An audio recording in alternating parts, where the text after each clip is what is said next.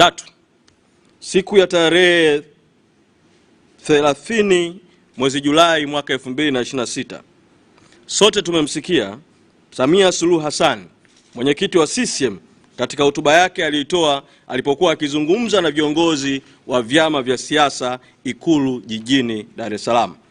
Alisema kwamba kuna mwenzetu anaendelea kutafakari, naye anaendelea kupokea msukumo, condition na matakwa yake. Ni dhahiri kwa kuwa maneno haya yalitolewa kukiwa na vyama 18, chama kimoja tu Chadema kikiwa hakipo. Tunaamini maneno haya yanamaanisha moja kwa moja kuwa aliyeitwa mwenzetu ni Chadema na mwenyekiti wake Tundu Lissu, kwa sababu vyama vya siasa vilivyohudhuria vingine vyote vilikuwepo na viongozi wake walikuwepo. Tungependa kusisitiza kwa umma wa Tanzania, msimamo wa chama unabaki kuwa wazi. Tunataka mwenyekiti wetu aachiliwe huru. Tunataka ukweli, haki na uwajibikaji katika matukio yaliyotokea tarehe 29 Oktoba 2025 na siku zilizofuatia, na tunataka na Watanzania wanataka uchunguzi huru na unaoaminika kuhusu matukio hayo. Pia ni ukweli usiopingika kwamba Watanzania hivi sasa, ikiwemo wanachadema, tunataka katiba mpya ambayo itatoa fursa ya kuwa na vyombo vya haki, fursa ya kuwa na uhuru wa mihimili, fursa ya kuwa na uchaguzi huru na haki, na fursa nyingine nyingi za kidemokrasia.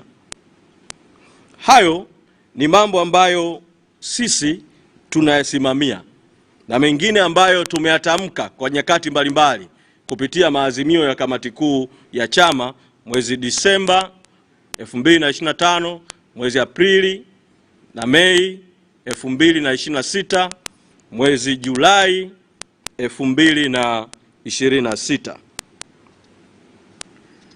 Kuhusu kauli ya Samia Suluhu Hassan, mwenyekiti wa CCM, juu ya kuunda tume ya maridhiano kuanza kazi ya kushughulikia masuala ya katiba, tunaiona kauli hii akiwa anaitoa huku chama kikuu cha siasa kikiwa hakipo. Anaitoa huku mwenyekiti wa chama kikuu cha siasa akiwa gerezani. Tunaiona kauli hii ina lengo tu la kutengeneza taswira isiyokuwa ya kweli kwamba mazungumzo yameanza katika taifa letu. Hivyo sisi kama chama tunasisitiza kwamba mwenyekiti Lissu wala chama hatujawahi kuwa na makubaliano yoyote ya siri wala ya kificho. Misimamo yetu imekuwa hadharani muda wote, na misimamo hiyo imekuwa ikitolewa na vikao vya kamati kuu na maazimio yamekuwa yakitangazwa hadharani. Mwisho, Chadema tunaendelea kusisitiza msimamo wetu wa kutoa mwito kwa jumuiya za kimataifa, hususan Jumuiya ya Madola, Bunge la Congress la Marekani na vyombo vingine, Jumuiya ya nchi za Ulaya, Umoja wa Kusini mwa Afrika SADC, Umoja wa Afrika AU na Umoja wa Mataifa UN, pamoja na taasisi zingine za kitaifa, kikanda na kimataifa, kuendelea na hatua mbalimbali zilizokusudiwa kuhakikisha Tanzania inazingatia utawala wa kidemokrasia sanjari na hitaji la kupata katiba mpya na uchunguzi huru na uwajibikaji na haki juu ya matukio ya tarehe 29 Oktoba na siku zilizofuatia. Aidha, Chadema kwa niaba ya Watanzania tunalaani na kukemea hotuba ambazo zinaonyesha kuremba hali ya kisiasa nchini kuwa ni nzuri, wakati hadi hivi sasa wanachama na viongozi wa Chadema wanakamatwa na wako magerezani kwa kusingiziwa kesi mbaya za ugaidi na tuhuma nyingine zisizokuwa na dhamana. Huu ni udhalimu na ukatili katika nchi. Tunataka wanachama na viongozi wetu waliokamatwa na kuambikiziwa kesi za uongo waachiliwe haraka, kwa sababu uonevu huu unaendelea kupanda uchungu kwa Watanzania chuki na visasi, hali ambayo ni hatari kwa mustakabali wa mbele na mbali wa nchi yetu.